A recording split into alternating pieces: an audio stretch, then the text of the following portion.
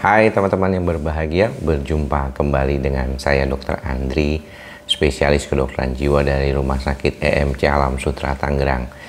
Masih pagi, jadi saya masih ditemani kopi ini, kebetulan baru saja membuat, dan mungkin dalam kesempatan kali ini saya ingin berbicara tentang banyaknya orang-orang yang mungkin secara umum tuh kepingin bisa segera sembuh dari gangguan cemas dan dengan cara mengikuti cara orang lain. Nah, mengikuti cara orang lain ini bagaimana bisa segera sembuh. Ya, ini yang mungkin banyak diperbincangkan ya beberapa kali gitu oleh pasien. Saya sudah ngikutin cara si A, saya sudah ngikutin cara si B, saya sudah cara si C gitu ya. Dan ternyata kadang-kadang hasilnya tidak sama. Jadi si pasien ngikutin cara si A misalnya. Si A bisa baik dengan cara tersebut, tapi si orang ini yang mengikuti cara si A itu tidak bisa membaik kondisinya. Dan ini jadi pertanyaan buat banyak orang. Mengapa bisa demikian? Sebenarnya kalau buat teman-teman yang sudah lama subscribe di channel YouTube ini, sudah barang tentu tahu bahwa saya sudah pernah beberapa kali mengatakan tidak orang itu bisa sama persis satu orang itu cara baiknya dari gangguan kecemasan. Ya, banyak di antara kita yang mungkin merasa, kayaknya saya bisa kok sembuh nih. Harusnya sih saya bisa membantu diri saya sama dengan si dia gitu yang udah sembuh duluan. Ternyata teman-teman tidak demikian ya. Banyak di antara kita mungkin yang melihatnya, ternyata apa yang dia lakukan tuh tidak bisa sama kita lakukan juga. Nah, bedanya dari mana? Ya, banyak banget. Faktor genetik beda, faktor lingkungan beda, pola asuhnya beda ya. Tekanan pemicu stresnya juga relatif pasti beda lah, walaupun sama-sama kerja, tapi pasti yang satu mungkin beda kerjanya di mana, ini satu di mana gitu. Itu jadi perbedaan yang signifikan yang bisa diperhatikan sama teman-teman. Nah, untuk itu biasanya saya kalau membicarakan tentang masalah seperti ini bisa minta tolong sama teman-teman untuk hati-hati nih mengikuti cara si A yang katanya baik atau cara si B yang katanya baik. Belum tentu ya, belum tentu. Jadi bisa jadi yang cara si A lakukan itu memang cuma cocok buat si A doang. Apalagi kalau cara-cara tersebut tidak sesuai atau tidak didukung oleh literatur ilmiah yang baik. Nah, mengapa saya bisa bilang demikian? Karena banyak di antara kita itu seperti kayak coba-coba aja gitu. Misalnya bikin ramuan sendiri gitu. Ramuan ini mungkin sih sebenarnya ada kaitannya dengan masa lalu ya, maksudnya dari nenek kita atau dari ibu kita gitu ya. Tetapi kadang-kadang agak sedikit berbeda dari keilmuan yang biasanya. Misalnya contoh yang paling sering ya, yaitu jeruk nipis lemon untuk pasien gangguan lambung katanya. Jadi jeruk nipis atau lemon yang bisa diperes itu dikaitkan dengan asam basahnya badan gitu ya, asam basahnya lambung dalam hal ini. Orang minum jeruk nipis itu kan asam ketemu asam jadi basah katanya begitu ya, sehingga membantu perbaikan.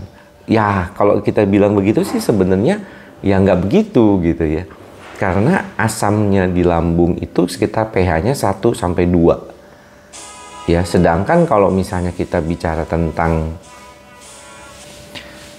kalau asam lambungnya pH-nya segitu, terus ditambahin dengan jeruk nipis atau lemon yang pH-nya juga cuma 3, sampai 5-an itu, ya nggak terlalu beda gitu. Jadi habis juga asam lambung itu yang akan lebih dominan.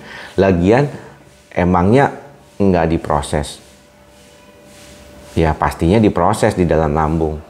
Ketika teman-teman itu makan atau minum sesuatu, lambungnya kan langsung mempunyai cara untuk mengurai keadaannya. Jadi sangat berbeda sekali lah kalau kita lihat ya, apa yang diperlukan dalam proses perbaikan ternyata itu nggak bisa disamakan satu orang sama orang lainnya. Ya udah jelas beda gitu ya. Nah, bagaimana? Kok yang satu bisa oke, kok pakai jeruk nipis lemon, yang satu nggak bisa? Ya lain lagi. Mungkin faktor yang lainnya yang membantu. Ya, jangan-jangan dia masih makan obat. Apalagi kalau kita berbicara tentang testimonial ya. Saya tuh kalau testimoni saya kurang percaya kadang-kadang.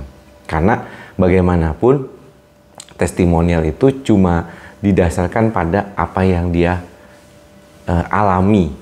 Ya, bukan senyata-nyatanya dari berbagai macam faktor yang lain yang bisa mungkin membedakan satu sama lainnya. Sehingga kalau testimoninya bagus, belum tentu hasilnya juga bagus. Ya, makanya kalau beli barang asal testimoni memang agak susah juga. Kalau dokter juga begitu kan, Dok. Kadang-kadang mereka datang ke dokter karena ngelihat orang gitu ya, melakukan sesuatu. Ya, saya bilang iya betul juga sih. Tapi bagaimana juga kan tergantung keadaan. Misalnya contoh sakit fisik yang infeksi atau bakterial infeksi atau virus, ya itu jelas kan ada tuntunan guideline-nya ya, cara mengobatinya gimana. Menurut saya makanya yang paling susah itu gangguan kejiwaan gitu ya, karena gangguan kejiwaan itu kagak jelas gitu kadang-kadang apanya ya, perbaikannya itu kadang-kadang nggak sesuai dengan apa yang kita harapkan, karena memang beda orang beda lagi. Responnya si pengobatan itu juga bisa berbeda. Itu yang mungkin perlu dipahami sama teman-teman semua gitu ya, supaya bisa lebih ngerti, oh ternyata kata-kata si A ini belum tentu loh bisa membuat saya lebih baik. Jangan-jangan hoax itu istilahnya di dalam ilmu kesehatan jiwa juga banyak banget ya, apalagi di luar sana, di Amerika, di negara-negara seperti Eropa ya terutama, itu banyak sekali yang namanya anti-psychiatry. Anti-psychiatry itu kayak suatu gerakan ya yang membuat orang-orang itu supaya nggak percaya sama psikiater, ilmunya bohong, ilmunya nggak bener katanya gitu ya. Tapi kalau kita lihat masa iya begitu jutaan psikiater di seluruh dunia ini bohong gitu ya.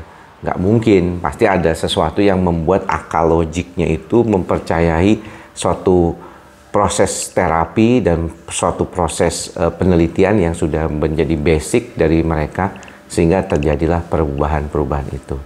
Jadi buat teman-teman yang mungkin saat ini sedang bingung ya, kok orang lain bisa lebih baik daripada saya kok berbeda gitu ya, maka perlu juga perhatian pada cara atau proses terapinya sendiri. Tidak usah dibanding-bandingkan.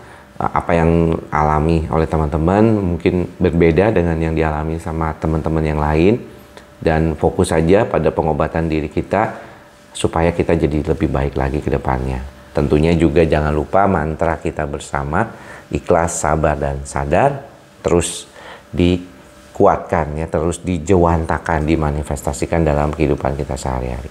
Mudah-mudahan bermanfaat apa yang saya sampaikan pada kesempatan kali ini. Sampai bertemu lagi di lain kesempatan. Salam sehat jiwa. Bye-bye.